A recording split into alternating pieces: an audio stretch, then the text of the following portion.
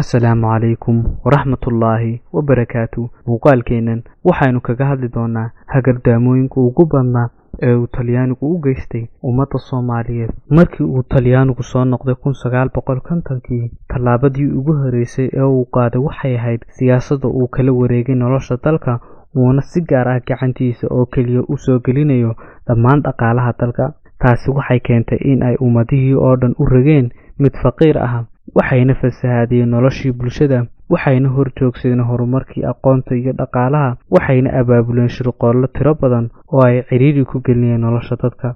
Waxay keeneen shirkado Talyaani ah oo ku howlgala xagga dhaqaalaha, waxayna shirkadahaasi gacanta ku dhigeen howlihii maaliyadda dalka iyo dhulkii beeraleyda ku wanaagsanaa. Waxay abuureen bangiyo amaah ku maalgeliya ganacsatadooda, kuwa Soomaalidana gacan bidixeeya. Intaas oo keliya ma ahaneed, qofkii laga dareemo inuu ka soo horjeesto Talyaaniga, gacan midig ayaa lagu qabanayay, jeel aanu ka soo noqon ayaa lagu ridayay. Xagga waxbarashada, Talyaanigu waxay aasaaseen dugsiyo aan magac iyo muuqaal ma ahane aan tayo badan lahayn. Manhajkoodu wuxuu ahaa faafinta luuqadda Talyaaniga si uu u tirtiro luuqadda Carabiga oo waagaas dadku wax ku baran jireen. Dugsiyadan oo dhanna waxaa khasab laga dhigay luuqadda Talyaaniga in wax lagu dhigo. Maamulkii wasaaradda wuxuu go'aamiyey qofkii aan luuqadda Talyaaniga aqoonin in uusan xaq u lahayn inuu dowladda xil ka qabto, aqoon sareba luuqadda ha ku soo bartee. Shacbiga Soomaalidu ma sahlana tallaabadaas qalloocsan ee uu gumaysigu maleegay. Nooc walba oo cabasho ah ayay muujiyeen. Markii la qaatay dowladnimadii ee ay isku soo biireen labadii gobol ee xoroobay, waxaa si laba kacleeyay diidmadii ay shacbigu ka horgeeyeen qaabka waxbarashada gumaysigu la yimid. Heesihiis beriga caanka ahaa waxaa ka mid ahaa hees ay tuducyadani ka mid ahaayeen oo uu tiriyey fanaan Cali Sugule: afqalaad aqoontu miyaa? Maya maya ma ahee, waa intuu qofba eebe gashee, ayay nala tahay annagee, ma og tahay dib looma abuuro dadkee. Waxaa dhacaysay in qofkii haysta shahaadada dugsiga hoose ee Talyaaniga loo dhiibi jiray jago sare. Waxaa kale oo la arkayay carruurta ay dhaleen ragga gumaysiga u adeega oo iyaga oo maantay fadhiyada fasallada dugsiga hoose beri loo boodsiinayay dugsiga sare.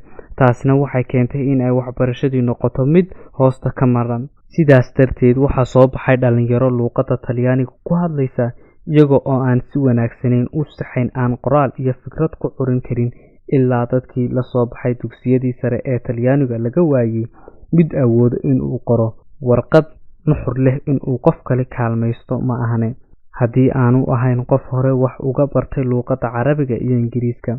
Dantii uu Talyaanigu taas ka lahaa waxay ahayd in uu Soomaalida maamulka wada ka dhigo kuwa weligood isagoo u baahan. Tacliinta noocaas ah waxay dhashay in aan aragno ilaa maanta oo aynaan inagu manhajkeennii gacanteena ku daabacan karin, oo ay inoo soo dejisay hay-adda UNESCO loo yaqaano, oo badanaa waxbarashada u soo dejisa wadamada hoos u dhacay ee ka mid ah Afrika. Waxaa kale oo ka mid ah in aynaan weli alaanka luuqadeena aynan waxba ku baran oo aynu ku barano English. Taasna waxay ka mid tahay hagardaamooyinka ugu badnaa ee uu gumaysigu la yimid. Xafiis kasta oo ay dowladdu leedahay ay joogaan kuwa Talyaani ah oo kaalmaysanaya mas-uuliyiinta Soomaaliyeed. Intaas kadib, Talyaanigu waxay tacliinta u dejiyeen barnaamij la raaco iyo duruus xadidan oo in la khilaafsan yahay aysan bannaaneyn.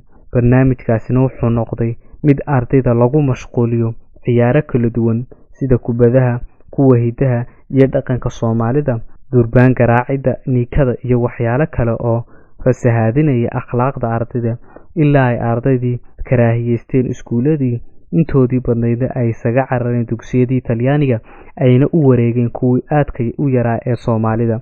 Talyaanigu markii ay arkeen in ay fursadii tacliintu farahoodii ka sii baxayso, siyaasadii tacliinta in ay khaldan tahay, tab kale ayay la yimaadeen.